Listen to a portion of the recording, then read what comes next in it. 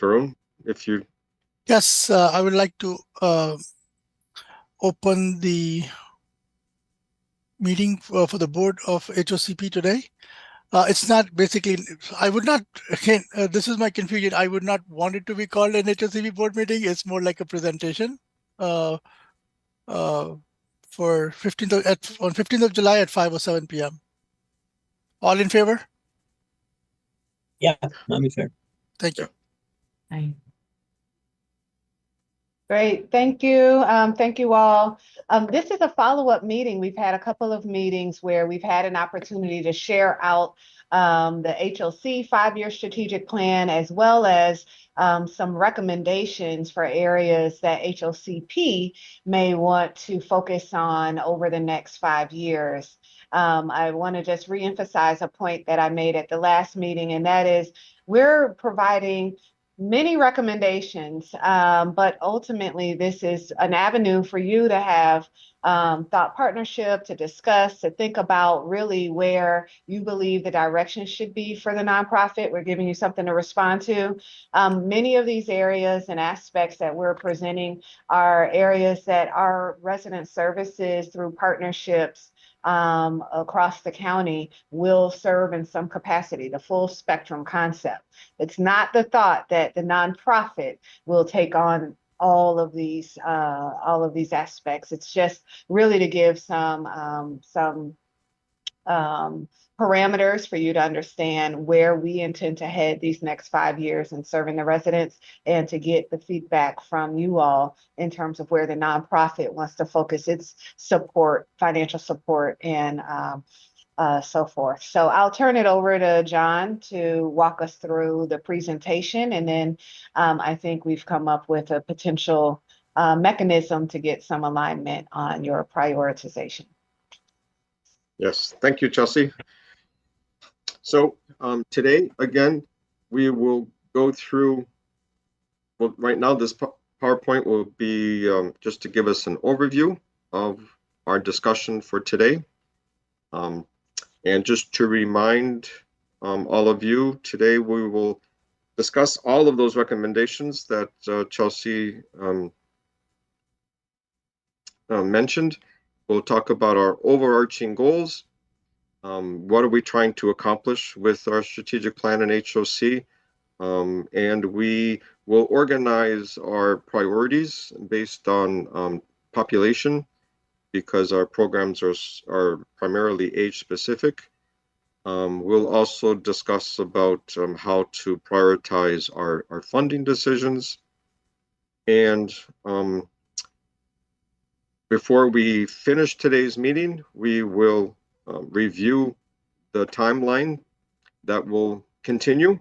So we'll talk about some of the items that we need to address in August, and also to make some request for assistance with the drafting of the narratives. Again, our overarching goals include helping to break intergenerational cycles of poverty. And we are looking to implement programs that will touch every age group within the household. And of course, all of our programs will be expanded and enhanced based on equity, making sure that it's all offered to all of the age groups in an equitable and fair manner. And of course, a plan is not really effective unless we are able to effectively evaluate and track our outcomes. So as we come to the conclusion of our strategic plan draft, we will of course be discussing very specific outcomes on measuring impact and looking at scalability and how we will sustain these programs in the long run.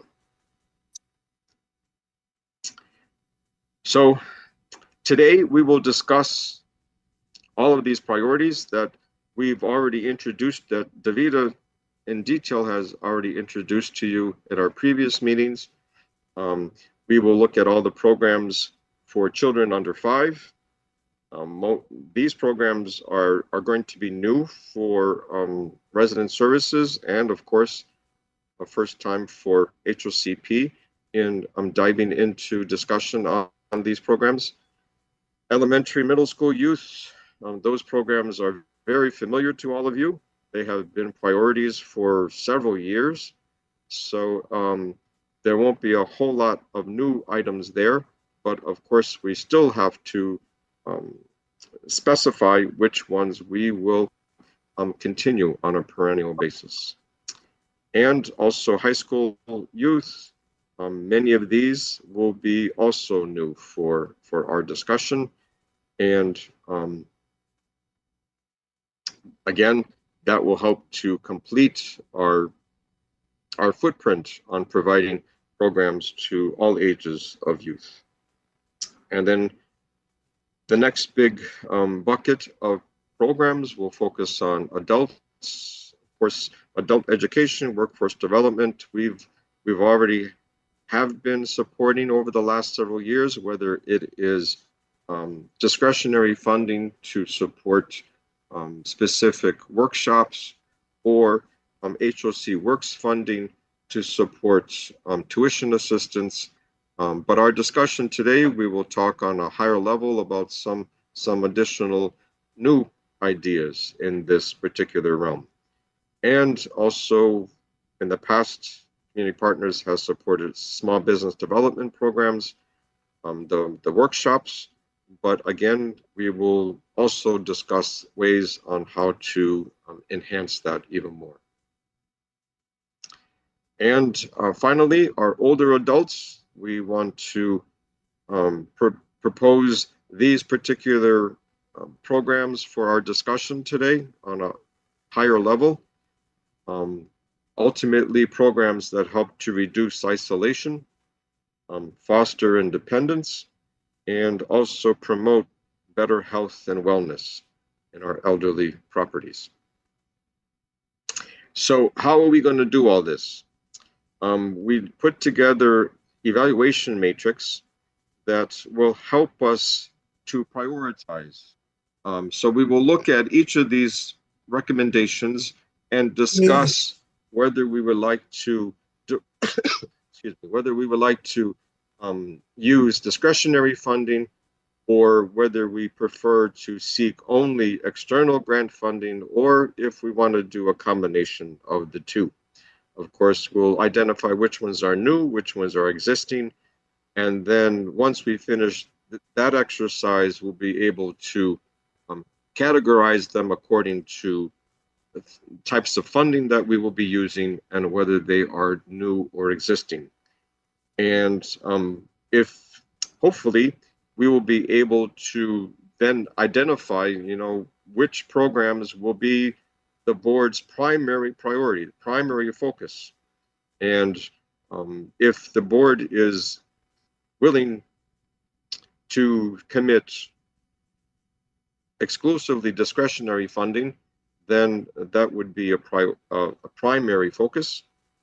If the board would prefer to use a combination of both discretionary and outside funding, of course, that would be a secondary focus, secondary priority. And of course, resident services will be pursuing many, many other programs, and community partners will be needed to submit grant applications as a 501c3. So if a program is funded only by grants, then that would be a supporting priority. And then after today's exercise, we'll come back to this slide and we will discuss the agenda for August's session. After today's meeting, I'll send out again a survey on your availability in August, and hopefully we'll find a date that is good for most, if not all of you, so we can continue our discussion. Any questions on what we'd like to do today before I hand it over to Davida to go through our Excel worksheet.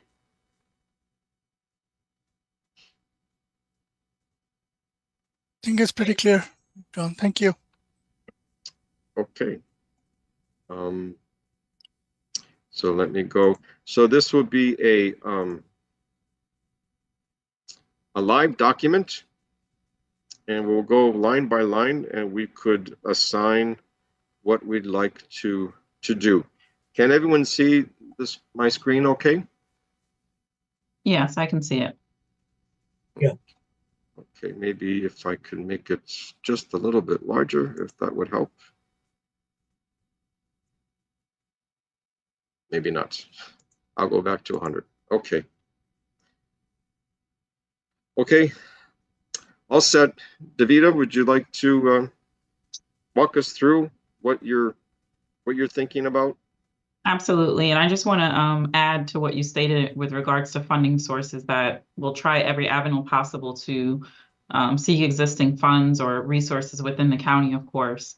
And in some cases, you'll see that there isn't an annual budget attached because there's an existing resource and it might not require for HOCP to fund it. Doesn't mean it can't be a priority or listed in the strategic plan, because we still want to put some emphasis on these items and efforts into it with regards to our existing staff, but the actual resource might already exist externally. So the thought is that there are some things we might be piloting through discretionary funds. There's others that we certainly want to seek any other funding available, including through HUD, federal resources, county resources, et cetera. And so as we go through each line or each group, if you will, this is also the opportunity to raise new ideas, right? So this was a result of our own internal brainstorming, but we're absolutely open to and looking forward to additional thoughts around what else we might want to consider that we could add to this list here. And then we've put what those age groups encompass as far as the exact age range and how many customers fall into those age groups as we know it today. So hopefully that'll help just reiterate and emphasize that we want to make sure that we're not leaving out any age groups as we think about programming that we want to provide going forward. So with regard to the young children priority, this is for children under the age of 5. Our 3 proposals are to focus on parenting and preschool readiness combined. These would be workshops, and you'll notice that workshops have a pretty low dollar amount attached to them. This would be a matter of finding an existing partner that's already an expert in this category, perhaps paying for the organization of the workshop, food, things of that nature. So it's really about education and coordination and bringing experts to the forefront that could help to support our customers. So that's, and then I just want to point out that there's links in the spreadsheet to the far right in the notes section that give you some samples of other providers that are doing this sort of work, and maybe in some cases what impact it has had, just so you have a point of reference that these are customary programs that are happening in various places. And so conceptually, it's not new. It's a matter of bringing those same type of resources to HOC customers. So this particular one is branded as the Baby College, but it's a similar concept of supporting new expectant caregivers through the early childhood development phase. So these links might be helpful to you as you think about additional elements, or at a minimum to just validate these existing ideas. We can go back to the spreadsheet, John. So that's the first idea. And again, as we go through them, want to hear thoughts, want to hear, do we feel like this is a discretionary funding item or external grant funding? And all of the proposals in the young children priority group are new because we are not currently supporting that group of customers through HOCP. Any thoughts around this one?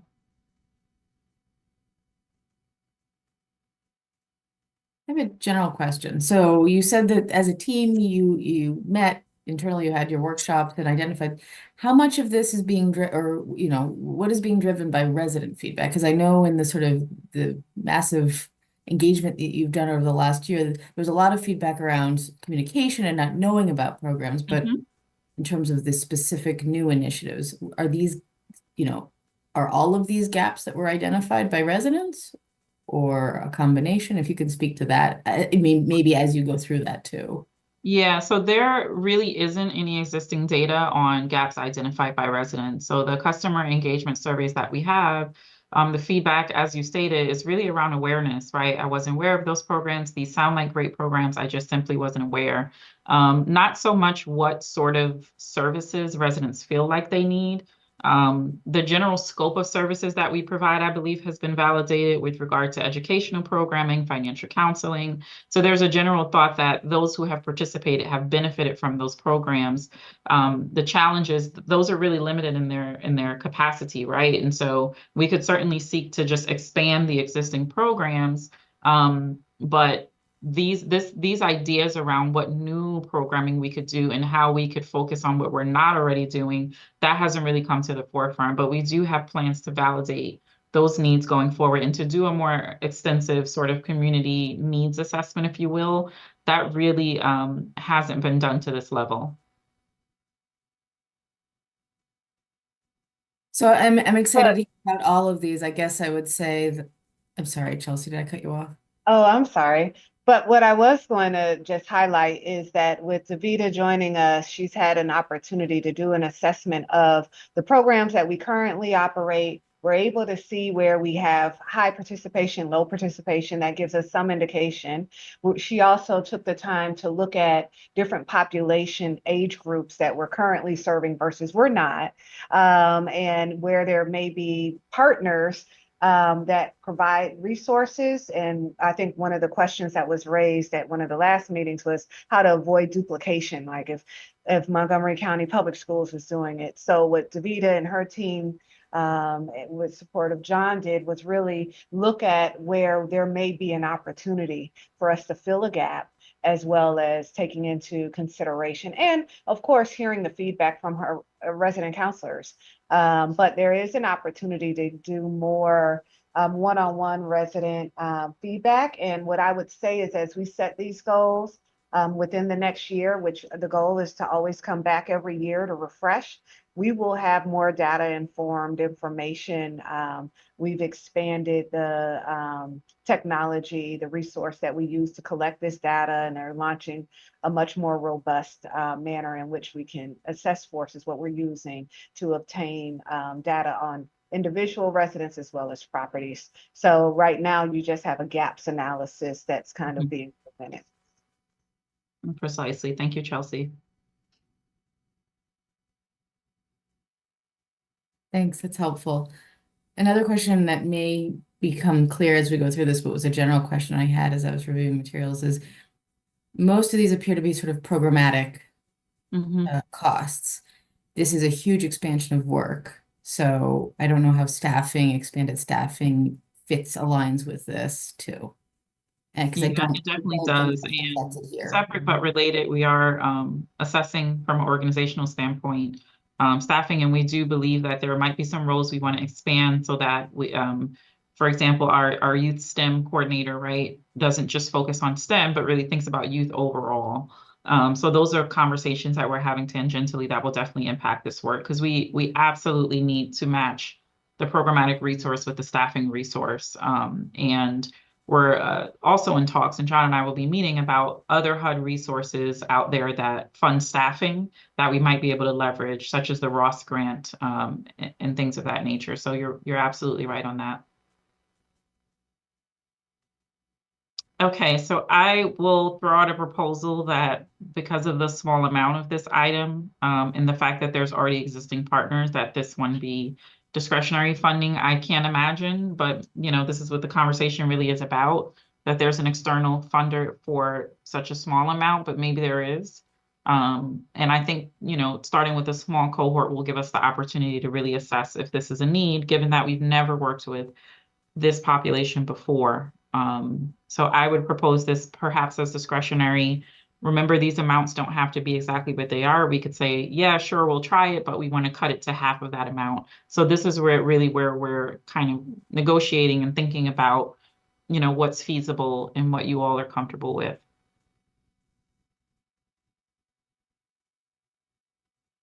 So are we comfortable making this one a discretionary item? And if so, at the amount which is proposed, which is a modest amount of $2,500?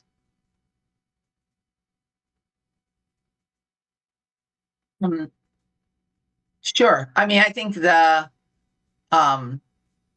hopefully that's with the intent of doing also, more assessment of where is the county not stepping up? Like where is that?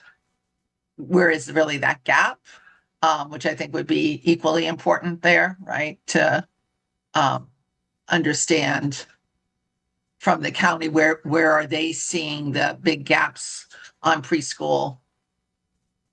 I mean, I'm sorry, is the focus on preschool readiness or it's before school, like pre-K?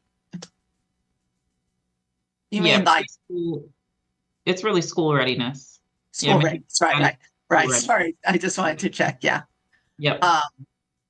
Yeah. So I think getting one would assume that the MCPS has some decent analysis about where their gaps are, and if you could align somewhere, like, okay, this is a place where we're really struggling with, right? And you guys can target that. I think that just as a synergy thing could make a lot of sense, because then maybe they could start to getting to outcomes. Maybe they could start collecting some data for you back, or sharing some higher level data back if you're doing some of this stuff. Absolutely. Okay.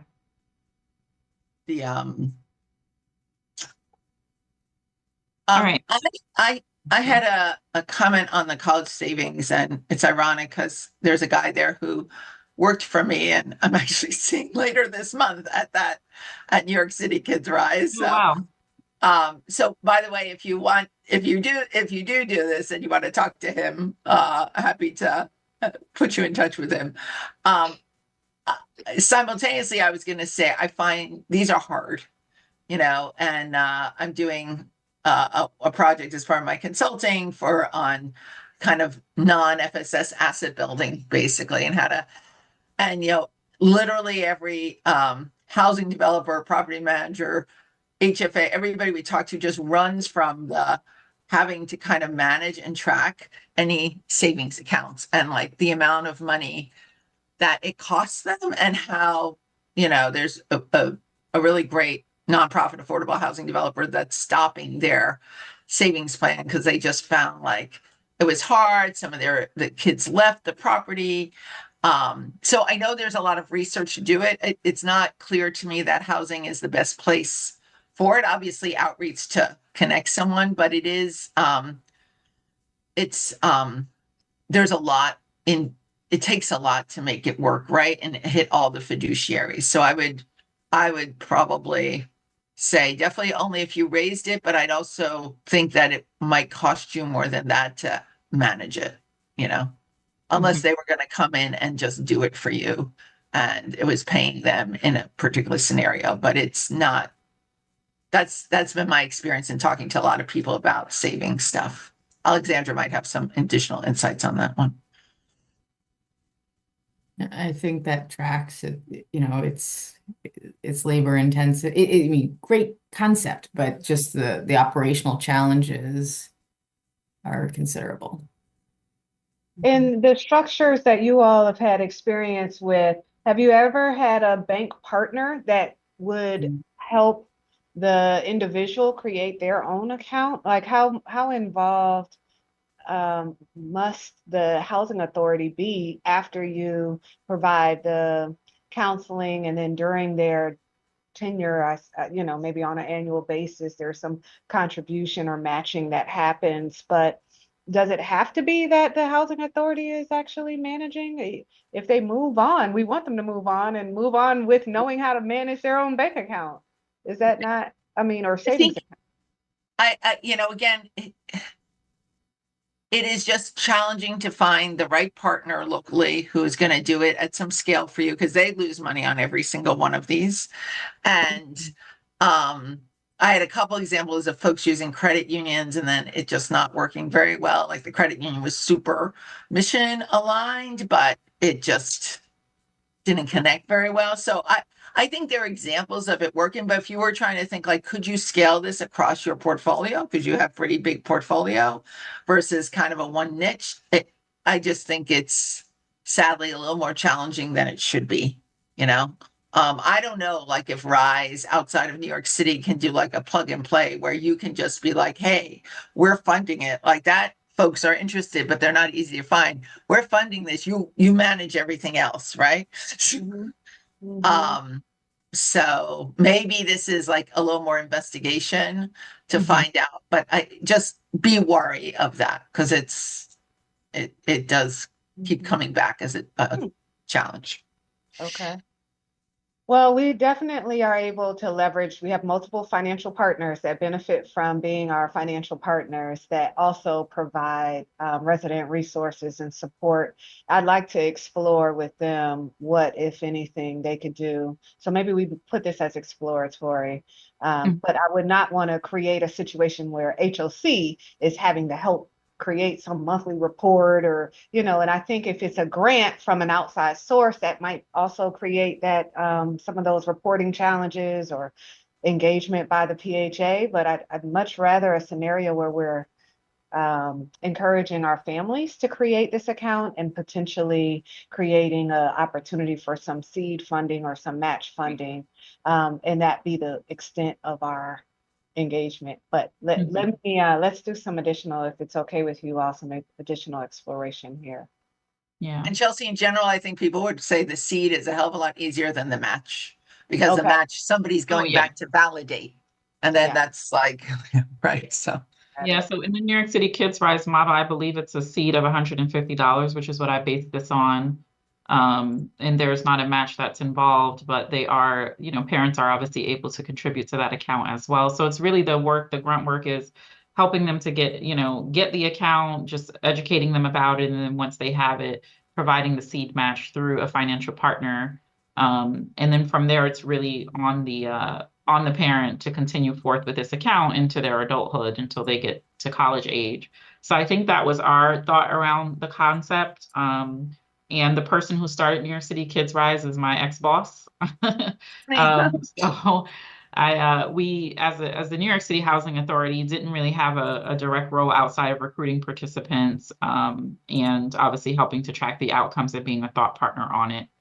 So I would imagine a more hands-off approach in that way, but supporting at least financially with the seed funding.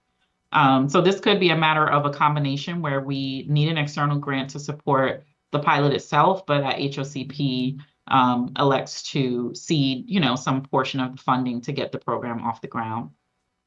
All right, and then in the elementary priority group, again, on the in-home libraries, you guys know like Scholastic does these like seriously subsidized partnerships, I assume. Because I know we should add them as a potential partner too. I don't know if they're a part of Book Rich Environments. I know Book Rich Environments is a slate of different donors, if you will. And then, they'd ship the books to us and we distribute them to residents.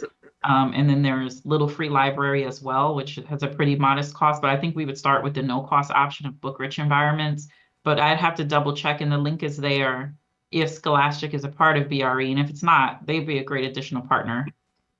Certainly. Thanks for raising that. Yep. So in the elementary middle school priority group, these are programs that are already funded.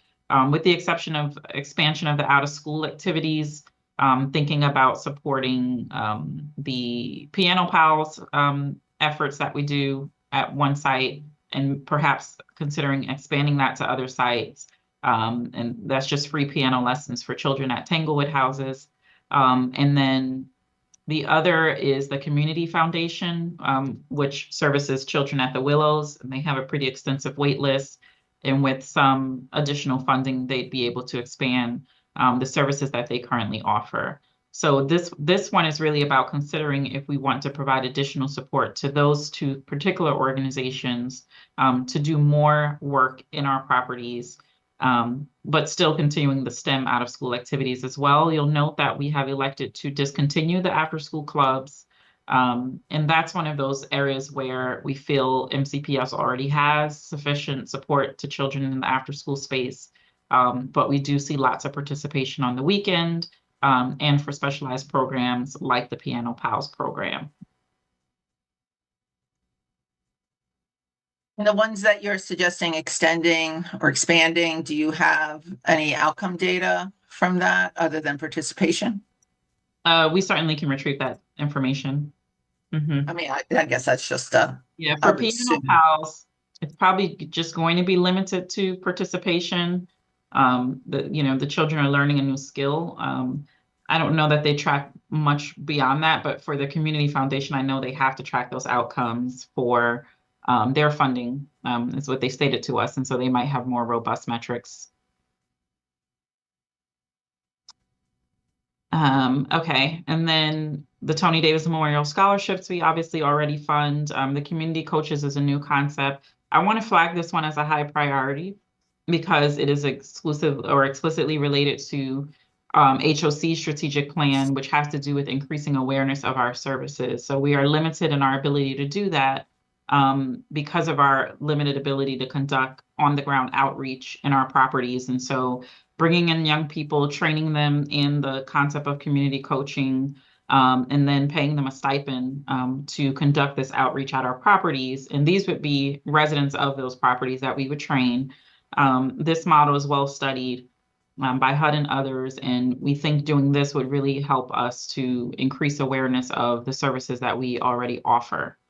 So we definitely have this one as a high priority on our list.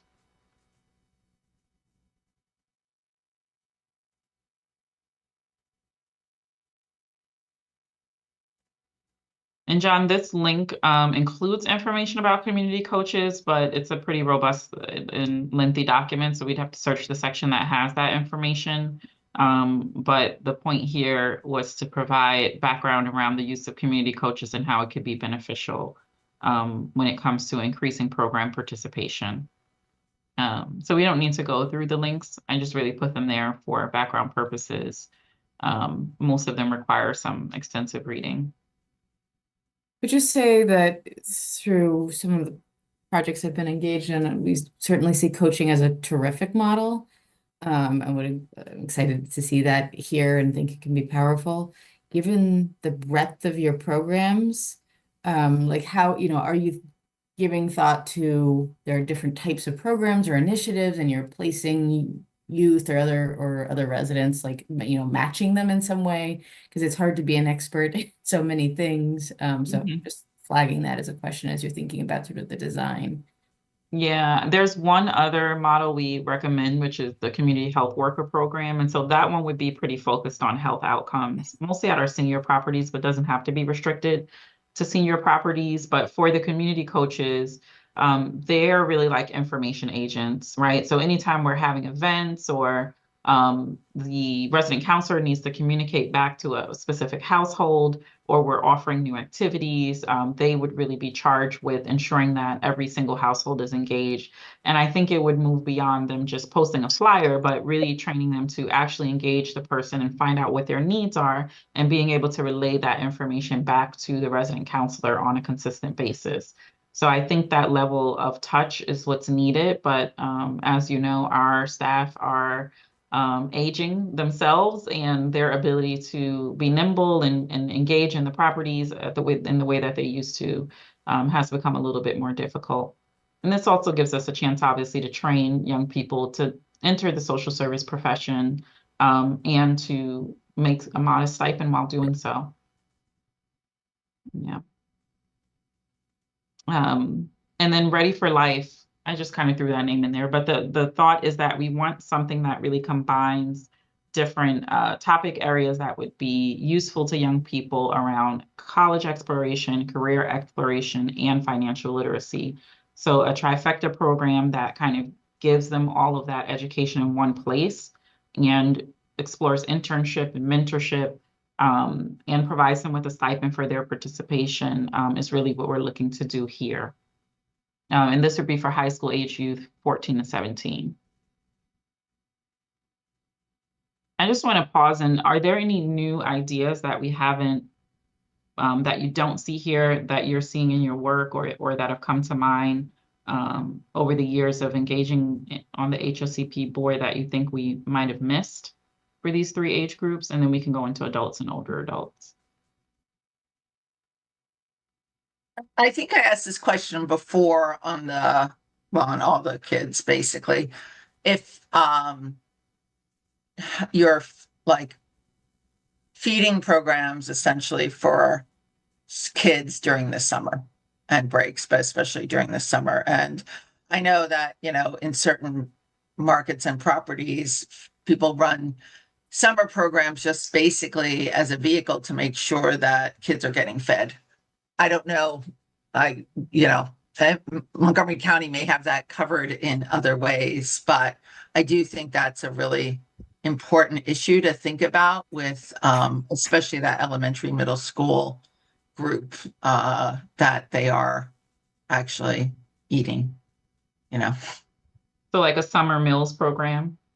Yeah, but it's like often been done in the context of a summer camp or something, so Mhm. that, but if it's a lot of families are so reliant on the school to provide substantial portion of a child's nutrition, and then for all summer they don't have that.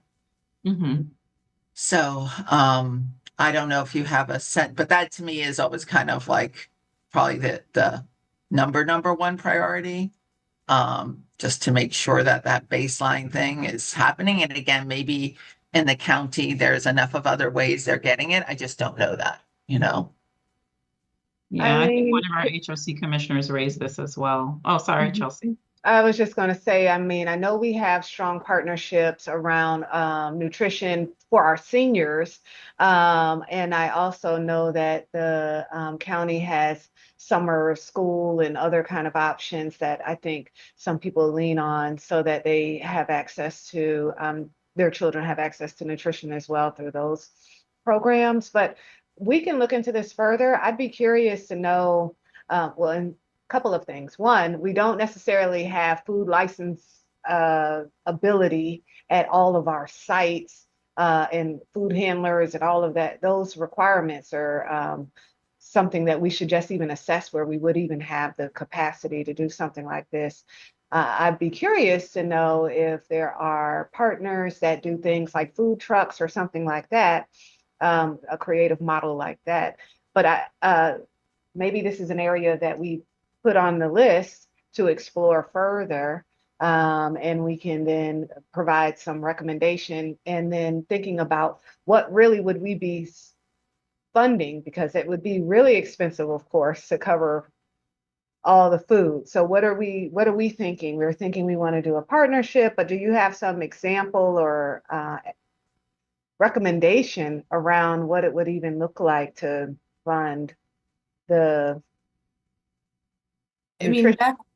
Back when I was closer doing sort of direct service, and it was in DC, not in Montgomery County. We partnered with like DC Central Food Kitchen and the food bank. And so, if you're doing a daily meal distribution that you're wrapping your after school program or your summer program, that would require potentially a food handler license, but you wouldn't be paying for food. Food distributions can be done in other ways, and there are other partners that do this. So I think seeking that partner that that you're making a match between the population, you're serving the same populations. Mm-hmm. Mm-hmm. That would be the goal. It could be that in some properties, there are some very subsidized or with scholarships free summer camps for people that provide meals, but that could be more of an outreach thing. I just don't, I don't know which one it is, right? So, I think this is also another case of like, where's the need really serious? Like where do you have a lot of school age kids who are, and what your incomes are in general in a property. So you think like they're highly dependent on farms during the year. But the one I know, I can find out more about it. One of the ones I'm thinking of, it was in Chicago, and I think that they probably, there was a contractor who was running the summer camp but it was definitely on site now. And this was, and part of what they brought was having a contract for meals that they were getting subsidy through, whether it was Chicago Public Schools or whomever else. So I think it's just a really big issue. Mhm. And, if you think about how kids have learning loss, like not really having enough food for the summer is, starts on the top, right?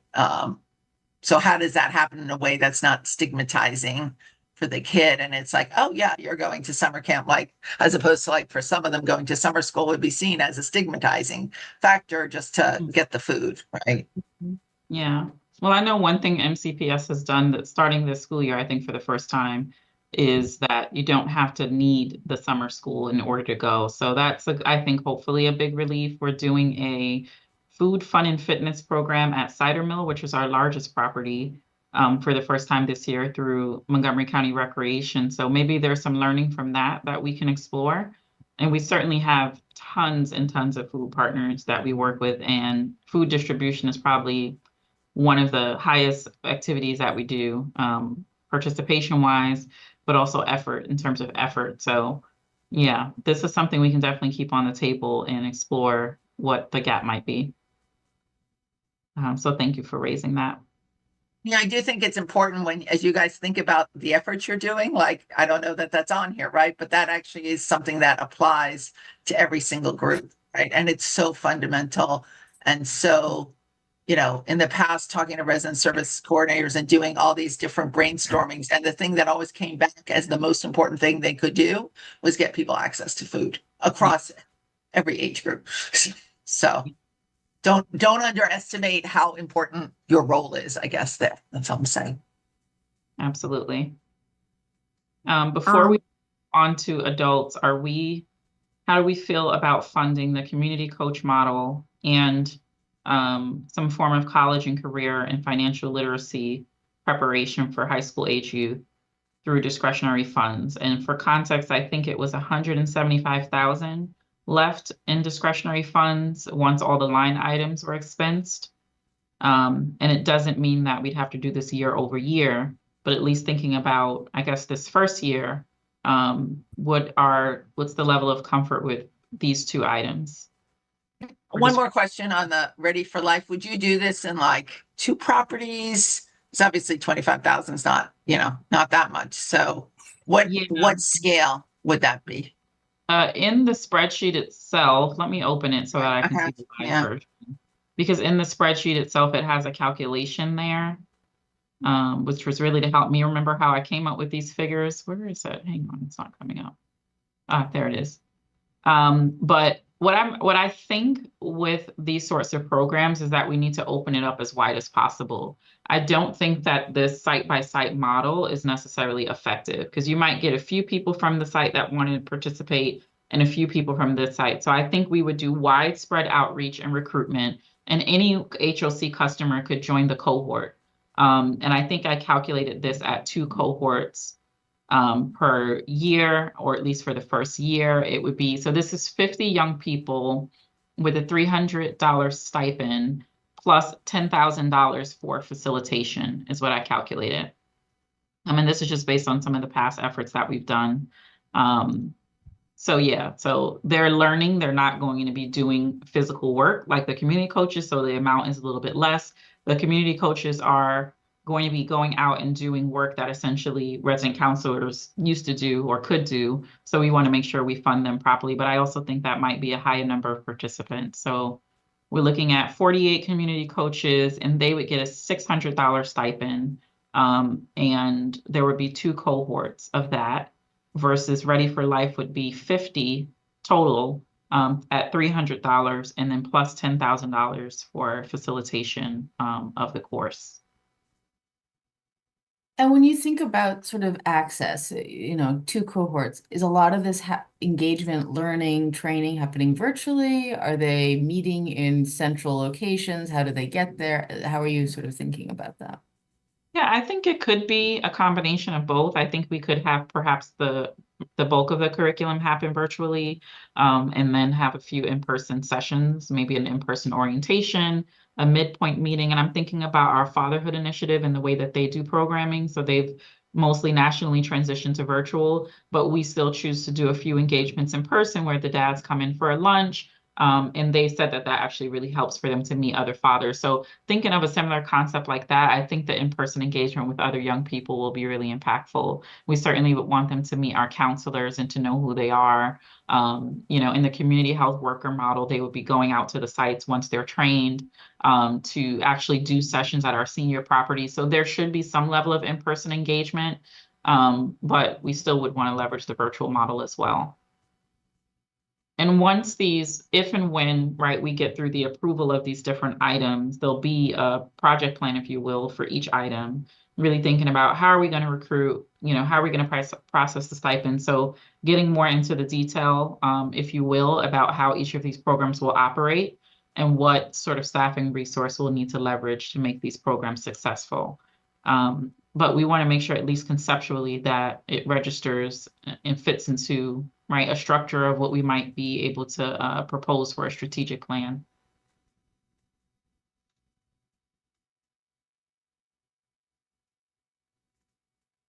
My only comment is just, I think if you do it, how will you assess success beyond participation? And, if you were to take it larger than that, and then Absolutely. making sure you're looking at, who wasn't engaging, if you had a sense of like who most needed it, and then who wasn't engaging. Absolutely. And we'll definitely look to do for the high school age programs and the adult programs a pre and post survey where customers can attest to their learning at a minimum, like what they learned, what skills they gained. So some of the general goals are for them to be able to gain new skills. Of course, we know that with regard to their actual college outcomes and career outcomes, we'd have their information to go back and contact them in the future, but it would be years away. And many times we're not seeing the return on that investment until much later on. So it's kind of understanding that part, but being able to capture some preliminary outcomes that we think will, or outputs really, that we think will yield those outcomes in the future. And is there any evidence that it does yield those outcomes? Is there any evidence that teaching young people college and career readiness? I would say so. I mean, billions of dollars of funding that go into these sorts of programs every year. There's organizations that exist just to do this work. So I would absolutely think that evidence is there, that these programs work in the long term. I think the gap in the field is with the sort of population that we're intending to focus on. Years later, it gets hard to track. I mean, unless someone does an exclusive research study, which we're not really equipped to do, it gets hard to prove that, yes, this had an impact. But we know from at least our staff who have been working here for 15 years or so, state that they still engage with some of the young people that they taught or engaged with years ago, and they're now doing well, right? But there's no concrete way to sort of track that. But that's what we'll be looking at, is how do we build out how do we scale our ability to track outcomes and to prove the impact of these programs? But I think we all know that these sorts of programs are useful for our population. Yeah, right. I like financial literacy. I mean, even that, like financial health is usually, but it really depends how it's done. I mean, I think there's literally millions of dollars wasted on financial literacy that's just not done very well, and doesn't seem to have that, especially for younger people, because like the kind of how is it done? So I hear you, but I think it's a mixed bag, of what's worked, what hasn't worked. I just wonder if it'd be better to stay more connected to kids for a little bit longer, serve a little fewer, and as opposed to kind of one cohort and done. Like, is there a way to think about that, a longer connection, which might start to help you see if this is having an impact or not? anything. Not beyond my understanding of financial, I don't have a lot of expertise on the other two issues. So. Yeah. Well, I'd like to bring another perspective in regards to this in terms of the residents we're serving, and then also just bringing in what I would consider an equity lens. So we realize that the population we're serving here are many times first generation going to college, right? We also know that their parents might have had their own challenges with financial management, et cetera. And so from my perspective, any support is going to be tremendously beneficial compared to the void that they currently experience. The other challenge is we may put our time, our energy, and resources towards a child who, because of their background, falls short at different stages and then ultimately comes back around and remembers. We can definitely try to remain connected. We have so many students that do come back. They'll be at the Inspire event. The people who got the scholarships, which I should have started with, the scholarship celebration was beautiful, and those children all shed tears of appreciation. And I'm certain Lexon can speak to that as well. And they're going off to start great careers. And I think this is just kind of like a philosophical, do we realize and understand that the population that we're serving has a void in these areas? Do we want to try to help support those children, those young adults, to set them on their best path, understanding that I don't know what success looks like. It's sometimes difficult to have a idea on what it looks like to be successful when maybe your entire childhood you didn't have these certain supports.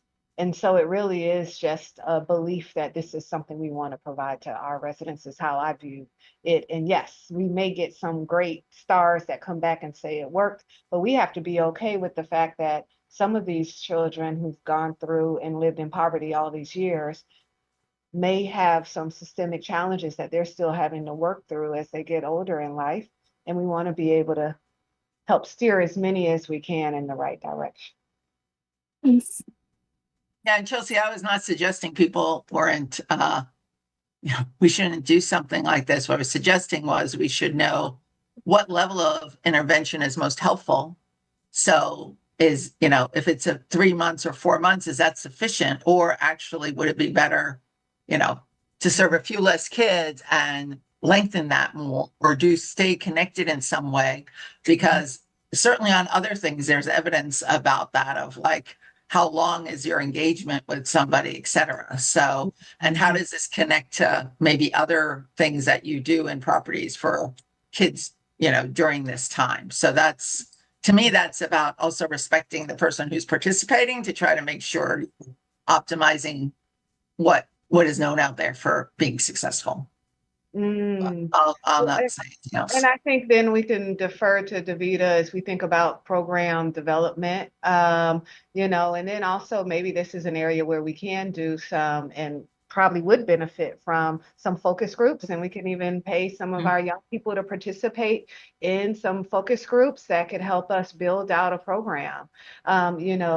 The thing about young people is they may want to participate for a short period of time and be less engaged, less willing to sign up for a year-long commitment, or start off in a shorter program, but then they get to renew and then they get to step up and be an ambassador. We can get some feedback from our young people on what they would like, what would attract them to different programs, and come back to the group in terms of that development.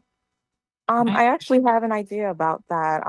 So I'm sorry, this is like that. I had to come in a little late. I had connectivity issues, but I was thinking that it'll probably be a good idea to reach out to the residents as well. Our customers, the ones, find out what kind of career paths they have and set up some form of program where once a month or quarterly, all of the residents volunteer, or whoever would like to volunteer about their career path, and just basically just have it like a career day, so that they come in, they speak about their career, they give the younger children examples, speak to them about the pay, what is required, what education may be best needed or best suited for this. And that'll also give all of the adolescents a chance to kind of get an idea of what is going on, or, you know, what that field entails, so that they will have a better way of choosing what it is that they want to do career-wise.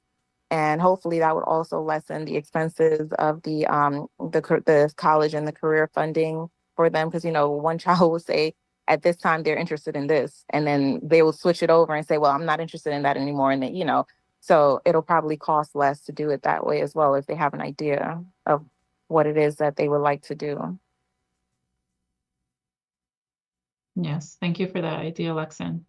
And I just put a note in the chat, but I just want to echo, you know, I think, you know, including residents in the program design and the structure is so critical. You've already built some part of that in with the resident leadership ambassador or champion, whatever the language you're using, and it's showing up in a couple of ways. It can also, you know, to this question of how do we understand success, you know, an overarching, and I know this is part of the work of the next year, is to create a sort of larger theory of change where you map all of these different initiatives and think about some of the shorter term and intermediate and longer term success, you know, measures of success. You may not have a one-to-one, this program equals this success, but it can be a constellation of some of these different touch points. And you can look at how, you know, different kinds of success. And residents, you know, increasingly we're seeing more and more organizations talking with residents to better understand what are measures of success in their life. Might not be a measure of success to that funder, that's okay. So we can think about, you know, maybe there are some short-term measures of success that are meaningful in residents' lives. And then how do we think about how that rolls up or lines up to some of the other kinds of outcomes over maybe a longer span of time? And that's, you know, that's a you know, significant exercise to do that. But I think creating that kind of framework that you can map all of these terrific initiatives will be really helpful. I hope internally, I know it would be helpful for me as a member of this board to better understand how these things fit together. Sure. And that, I mean, that in and of itself, I think could be a strategic goal, right? I don't think the strategic plan goals have to all be programmatic. I think it could be a goal for us to better understand the needs, and for us to establish this framework for the future, building beyond this first year. And we could see many of these as pilots, right? And as we engage, we could certainly test out the model and then report back and then iterate and change it as we go on. And I am open to receiving, I'm not aware of, because that just hasn't been the scope, my scope of work hasn't been engagement with programs that do that sort of engagement that you described, Eileen. But if you see any examples, please share them.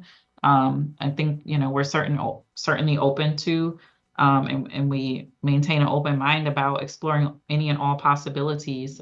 So this really is, again, collective thought partnership. If there's a resource anyone has, please bring it forth for consideration and for our own learning, as we think about different models.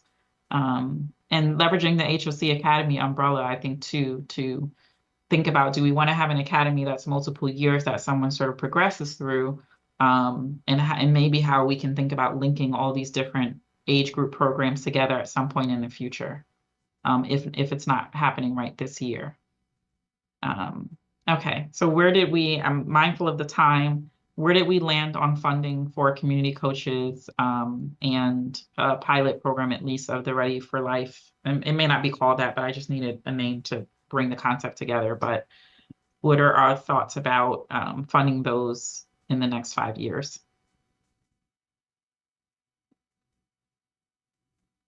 But this is an annual budget that we're looking, you're saying the commitment over 5 years, but this is the annual number, correct? Yeah, that's the annual budget, correct.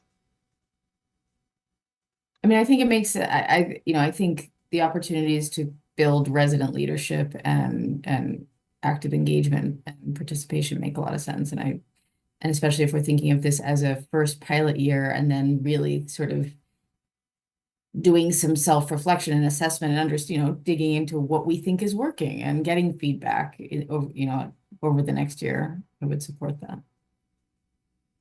I would agree with every Alexandra said and her caveats. So Absolutely. All righty.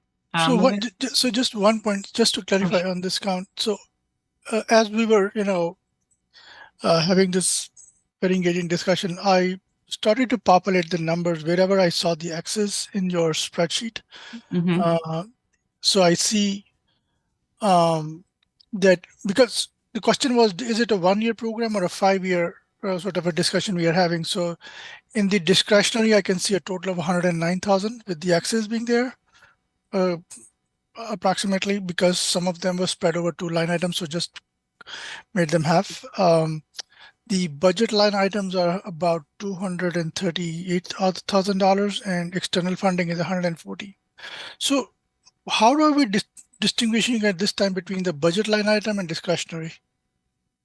So I believe the budget line items are items that were already approved when you all did your budget this past month or so.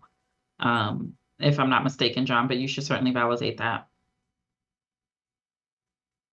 John, is Yes, that that's accurate? correct. Okay. That's correct. So I these wasn't were sure the if I was items muted that or not. Yeah. were approved.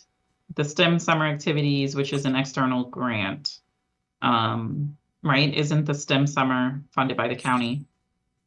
So that should really be an Yes. external item. The back to school event, the out of school activities would be a combination of existing and external funds. So those that are not highlighted in yellow are already a part of the budget. Okay. Yeah. Yeah. And when I did populate it, I did, okay, thank you. This was helpful. So new funding seems to be there should be like for $324,000. Wherever I see the X's in the new in column F. So that's 324. So that means that new includes whatever we approved for the coming year. No, I don't think it does. I think everything that's new should be highlighted in yellow, and we should be deciding now. If I total all the X's in column F, they will come to, because there is a big number, I guess, in row 24. Oh, the senior row 20, Yeah, senior so that, companionship yeah, program. That doesn't have any funding in it. Yeah, that It's brings 25, you're saying? 25, 25, 20, I thought. Yeah. Okay. No, I think one of the rows was hidden. So Okay. senior, yeah. So row 20, I think there is, the sheet that I have is off by 1 row. That's okay. So senior, yep. So yeah. So all in all, the new funding, I can see here is $324,000. Okay, and that might be, a combination of discretionary and external grant funding. Yeah. So if you see for the Senior Connection Partnership, Okay. I recommended that be explicitly external because it's a really large amount. Got it. And because, I feel like we would just be better off getting external funding for this sort of programming, and I can explain what it is, but I didn't think it made sense to even propose that as discretionary funding, just given the size of it. Got it. Got it. Yeah. Okay. No, thank you. And just one thing that maybe one particular thing that I'm not hearing in today is maybe it was discussed before in one of the earlier discussions we had was internships. So I don't see any mention of internships in this whole spreadsheet today. Yeah, we did mention it in the prior the PowerPoint that had more descriptions around each of the buckets. Recommended that the Ready for Life program include internship and mentorship options, in addition to the financial literacy. Okay. Yeah. For the young people. So yeah, that would be included in that. So it would really be us connecting students to those opportunities. And having some of those opportunities happen in-house at HOC as well, as we build out our volunteer core and internship programming. Does HOC currently has any opportunity that you take interns in the past few years? We do. You do? Oh, go ahead, Chelsea. Yes, we do. And we also work with the county in terms of a youth program for referrals for interns, but many of our divisions have their own internship programs as well. Okay. Thank you. We'll be launching a new initiative to focus on building up volunteer opportunities and more SSL opportunities for youth, because that is the student service learning hours are a requirement for graduation. So also thinking about how we can be more creative with leveraging the student service learning opportunities. Thank you. Yeah. I can understand SSL hours. I'm going every weekend to my daughters to complete that. Oh, yeah, All right, thank you. sure. And in the adult priority group, it's mostly continuing with AEWD, and we're fortunate to have the HOC Works funding, but adding in the community health worker program. The way that this is written is it would be about $100 per workshop. We would pay $5,000 to have someone train HOC customers to become community health workers, or community health worker like, right? We don't have to go extensively into it, and then they would receive a stipend for conducting health-oriented workshops at our senior properties. So that's the way this funding here is framed, which is why it's so low. So I think it's $5,000 for the instruction, and then the stipend to do 4 workshops per site at the 11 sites.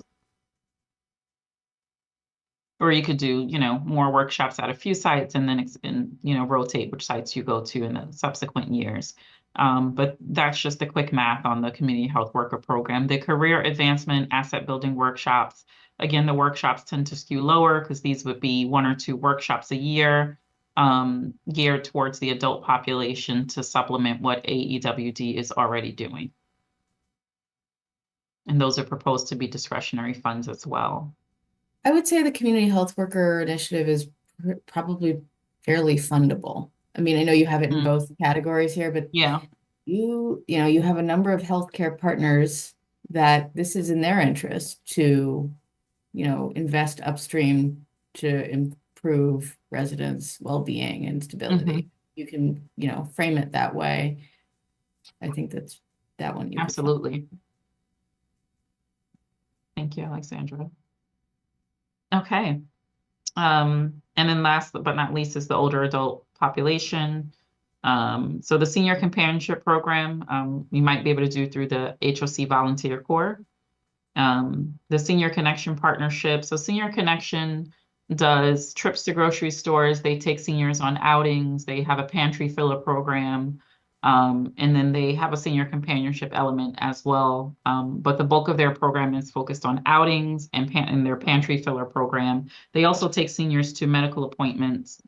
So they offer this like full suite of programs, if you will, at senior properties. And I think it's like $30,000 for a full suite, but then you can scale down if you just want certain services. So it's pretty expensive, which is why it's proposed to be explicitly external grant funding, but it is impactful with regards to seniors having access to that level of care, to make sure that they age with dignity, and are able to live longer ultimately.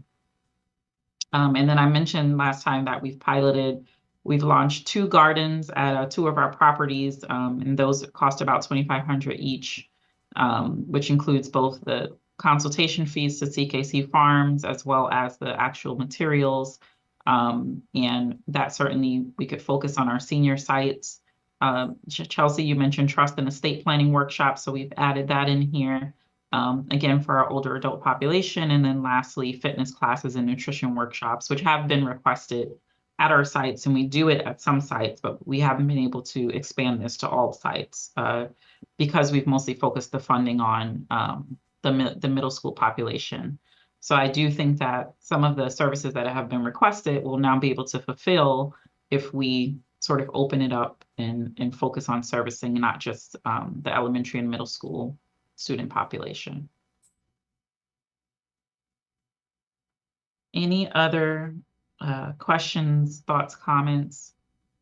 I have a question and a thought. So the fitness classes and the nutrition workshops, when you say that they're spread throughout the locations, is that like, on Mondays they will have fitness classes and then on Tuesdays another fitness class at another location, or is it simultaneously? There are some cases where there's different providers that do it simultaneously at very few sites. So these are usually a handful of our senior sites that we're doing it at now. So this proposal would be to expand it to at minimum all senior sites. But then to even, in some cases, we might want to look at family sites, but it tends to be most popular at the senior locations. Okay. And is this something that's done once a week or once a month? It's pretty sporadic right now. And again, it's just at a handful of locations. So there isn't anything formal in place to make sure that these services are readily available on a consistent basis.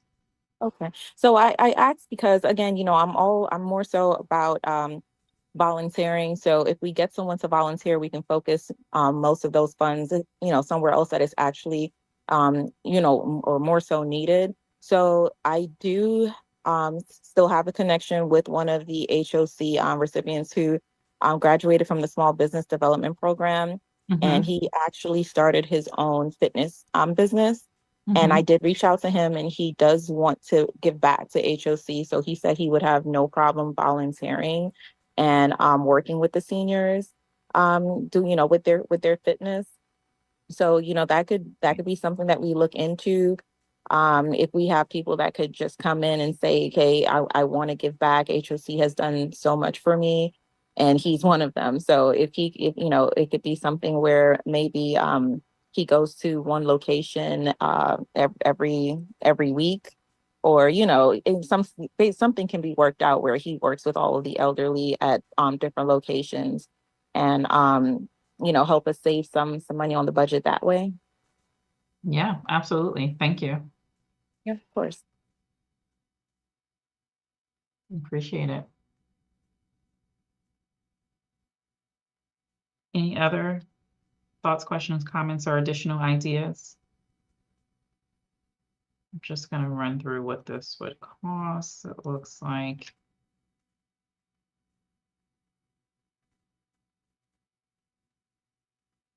okay. John, did you take the community health worker funding out of the discretionary? Is that what you took it out altogether? I can't hear you if you're speaking. Yes, I had to unmute. Based on Alexandra's comments, yes. Gotcha. So it looks like this puts us at 187, which is a little bit over the 175.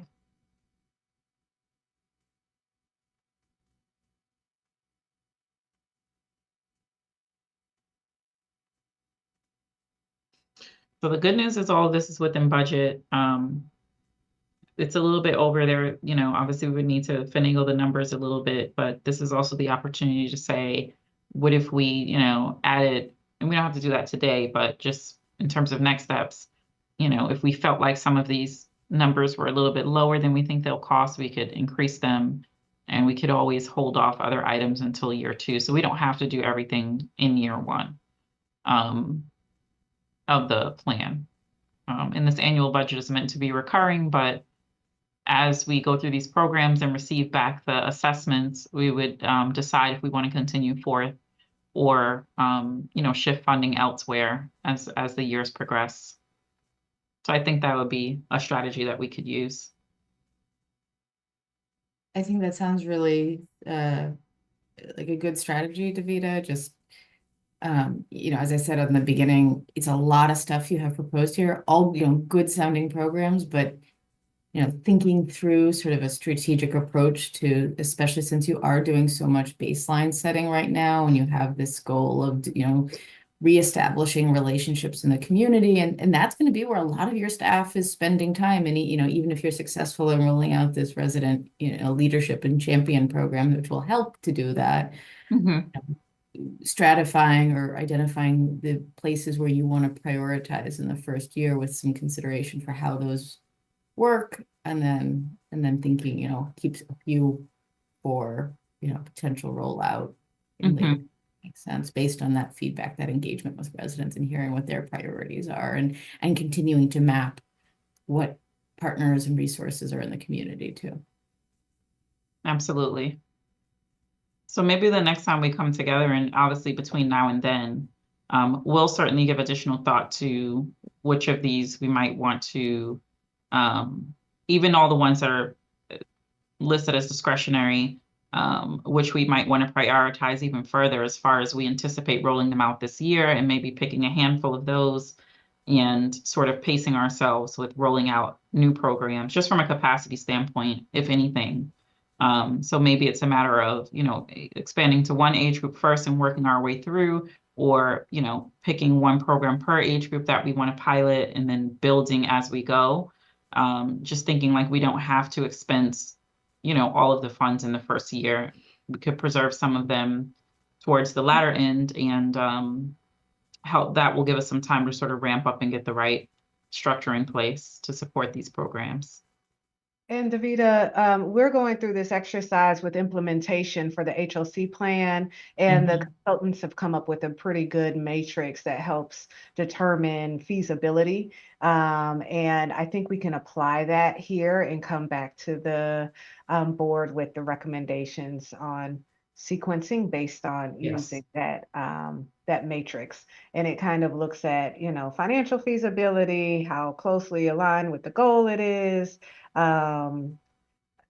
staffing, like all of those different considerations to determine which would be prioritized. So. That'd be perfect. Thank you. Okay. John? Okay. So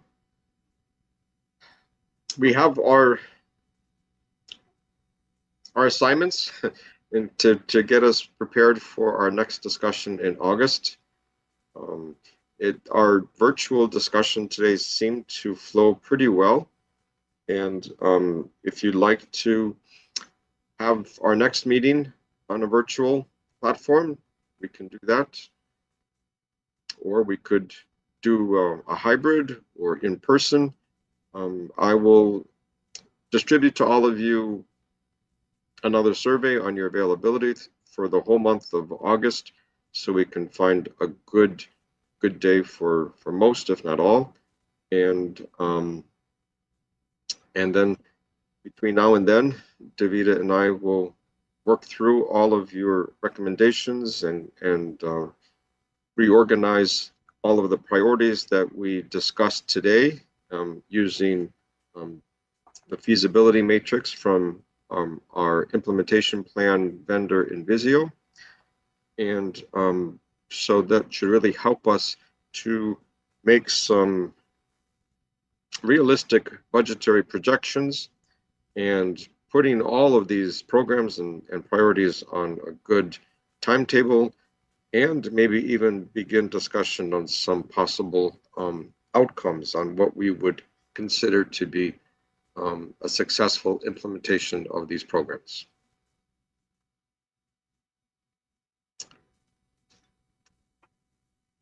So how does that sound?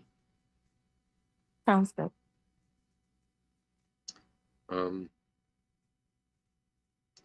Anyone else like to have any questions or closing comments? Varun, Chelsea? Thank you, Davida, for terrific presentation and all the details you provided on each line item. It's very helpful, and it's hard to say no to any of these programs. That's for sure. So our challenge will be to just say, okay, what can we really do, and what timetable do we want to place on this? Yes, much appreciation to Davida and her team.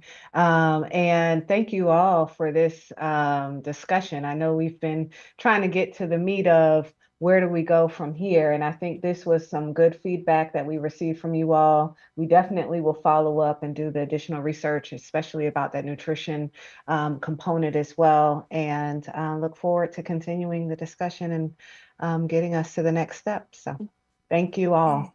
Yep. Thank you. I also like discussions where we can see the numbers along with English. So, so this was very helpful. You know, it just makes it easy to take these decisions, and it just shows that there was a lot of hard work already done and coming to these sort of thoughtful agenda on the list today. Thank you. Thank you. Have a great evening, everyone. Appreciate your feedback. Thank you. Thank you. Bye. Take care. Bye. Bye-bye.